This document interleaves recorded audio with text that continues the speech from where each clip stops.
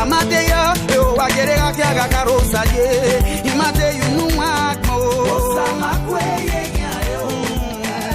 Gayali ponu dokumento.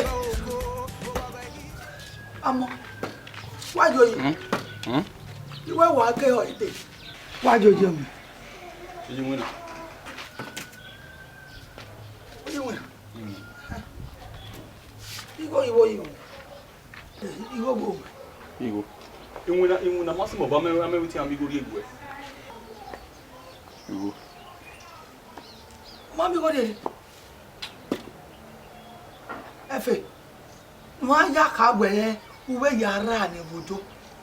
Uwe yara ni. Atu we ya dunya gogori na ya. We ya dunya video wa. E ki awe gbin na we ga de. Yi se ti lo kom no age. Efe, ya yi go ni be re be ye me ma mi abe agbera ma we ya do de na ya fi beti wa beti mo to. Ya you we fi bet na ja. Efe, Itae. Oh, I need to know him. O maru te ni buru.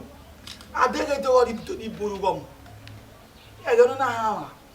Ina we pa no mo na ri fun were ma bo me mi go mo nu ama na ya. Pa no awe tani goni. Adege te go o me ni ru di buru na pa no ge ni. Iye ga se ni o. O we abewu. O we abewu na ipia ka ya le rebo na. Ni ado afi we ma na. O te bi o be ya. Eji mo pa bi e. Dey mena imere mu we na ni a. We ma te mo mo. A te pa no me kwa. Iwa ri rebo na. E ya wu lo ni. Ya wo owo mo jon we ada be mu yoto na. Izo re tari we. Awo o ma wu lo si be o meta ma we. Ijo me e ogbo me. Ana mi ewu gbo na ogba agboma ma me imami to. Oh my God. E risk you go. Ya gbo We kiss you go. It is good job, man. Yeah, we are going to waste it. You can't waste like that. What you waste video now? A year now, but I'm mama me oh fool. Yeah, now wait a minute. What the bomb where we go. We are wasting your bueno.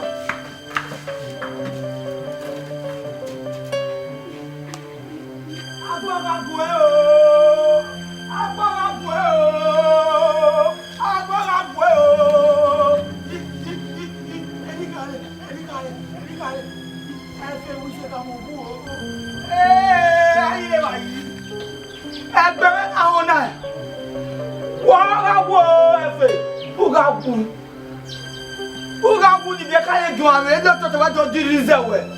Awu ye ga reserve. Awu ye ga reserve egbere ga hona. Egbere ga hona ya. Eya ga hona ya. Eya ga hona. Uga wo efe. Wa ga bu.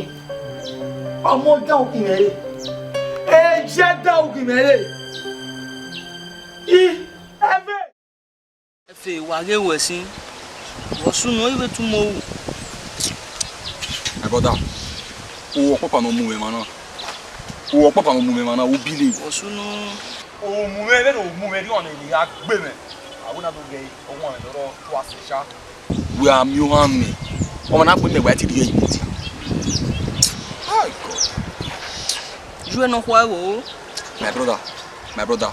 E no ku ni. Oku wosunu owe agado anna we wosunu ijo no kwa ojina me we osime we menji me no kwa ni a na zeni we men no ya o me wo kwa oga ilo me na o java aso ego me be ga mi nye ni a o kwa we me na gbegbe ino ti wari mo yon se me ti oni me ye otapia miseti na enwo Oh, Efe. brother ino ro mo me watama we na o se mo hin na gu egun Efe, udi when I wait the day your man, when I wear came your man by me.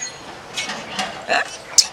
Okay, your man. I don't know, man. It's ya. Oh no, na gi ogo man. E me so well man. My gosh, man do we wo han oge na hi oge ni hi. Azen na wan hi azen. O na iwe me wo han. Emi ni nwan abi oh. It's nigga. Wa butter. Yeah, film busa kwero. Vai cuidar, vai malo mi wa. Eni moye musa. Ite oni ni tell me my one, need fear. Pastor la. Only was it. I'm say. Really worry man. O am popa no gbe me. Eri o ya lele here. Egun mejo papa yo we gbe. Inwine o sa keke bi nwine Bible we wa mu ewu do ni enwu no mu me now. Enwu no mu me now. Orunye no ya dam yo here. O ma wu no we iri bai.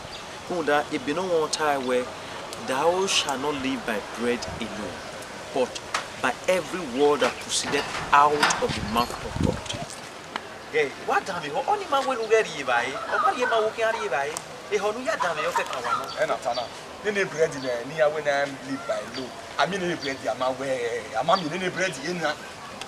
Whatever. If I don't work, we have women who are what you mean. Oteme. Hey, what are you by? If you the can you move again, then many can't tell when where you buy.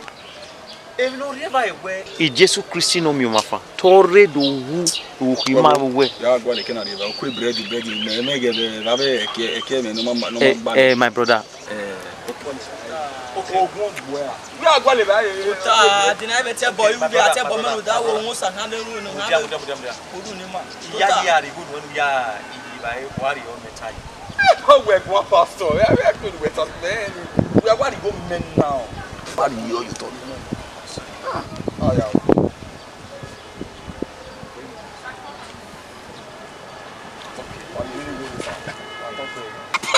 Go away. And also, we are going to go ahead. I can't do it.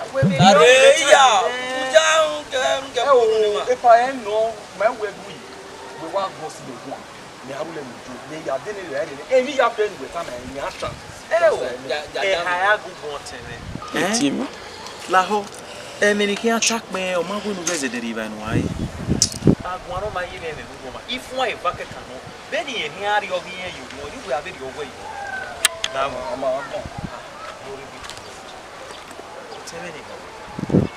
Zebini Tadi. Jesu no mi umafa. Gamate, iya diswendo watio mabo, banamie o. Waribe yere ese no lege gika, ese no vele yo begi fun okore, wa mamie go sakbolokbe. Wakume gogo, osahiru mene. Wakume gogo, osahiru mene. Well, Boggy. What's new? Uzulo pawaji na. Ne do sawa ya pari eko. Wa so mi ayewo na. So lo ba ga mi dan ban ni, ogben so bi no wa be gele pa na. O we gbe do va me bi no se mi e. Agun agbon e deriva. How you? How na we? Ba we mi omo. Anyway, I can't one. I can't where you. You women when you wire swear. We know when you are the year can know when you are open. You work out again where I'm again. Oh, I don't want money with you. I die yet and I do some make it. Oh, women who don't cash. Me. Owe ru da we na mo do sa ge ko nu edo mu yo mo ya. Owe tu wo wu a ma mi wa ya so e. E mi panya o tabi na. Obe re te to re. E ba we ara o no ru. Kiri e wo ya na e wo mu dan o ma ka mo mu dan. Je do sa wetin me wo a. Kai. We e da me gbe sha. Da ogi je do sa o ta o. Ogu wo ita o imake no oge ni ladebo so pon pa eva you know wa be ya fion agu wa eva be dia wa ewu baba na wa be dia be beg we o mami me ekoni a country ni ekoni ti me hian ti me ri ekoni ni e be jo agbon be me be hin no man ye ri e bo na e do ta mo wa we mo ime oba ya mo gi no wa worry A ko de ya no se mo e agbowo uda.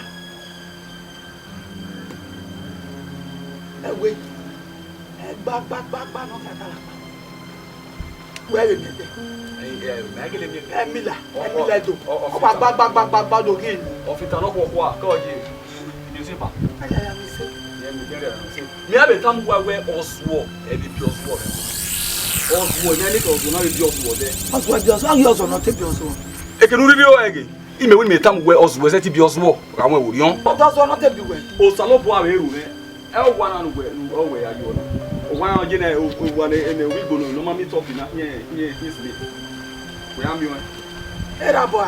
We am you. Era boy. O do am me rami. Era boy. Where do we am me me? O da me me na wo salo po ojo obo ne. O wa e mo tori. Oye lelele. E moto na ro ha tita. Oye lelele. Woni oye me bura me. Where me geri me a. O ma me rami a. Wo mo no ri me geri me. Do where me geri me ne. Abu ama me ne. Azamba ze mi. O titi we adebedi. Wo wi oyi. No ya tin okay hi wo zo bobo. Agbon atina yayi. O pie me gini rubi pie. Wa. Be wo ya sime koto. O to na o wo ku wa gbogbo. Un ero bo line. Wa mi.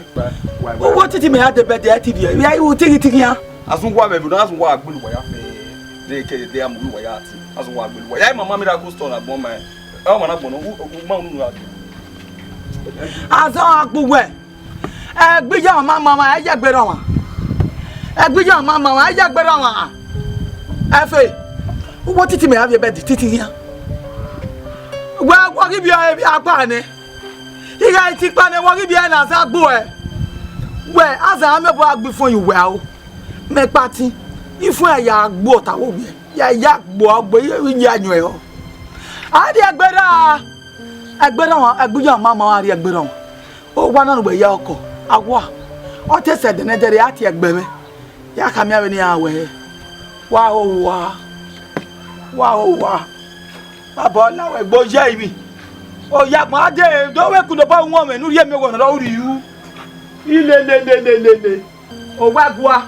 E body ko ba ra o no ru we te mu ni. Ma ye ka kian ma. Ma ni ye ko ma.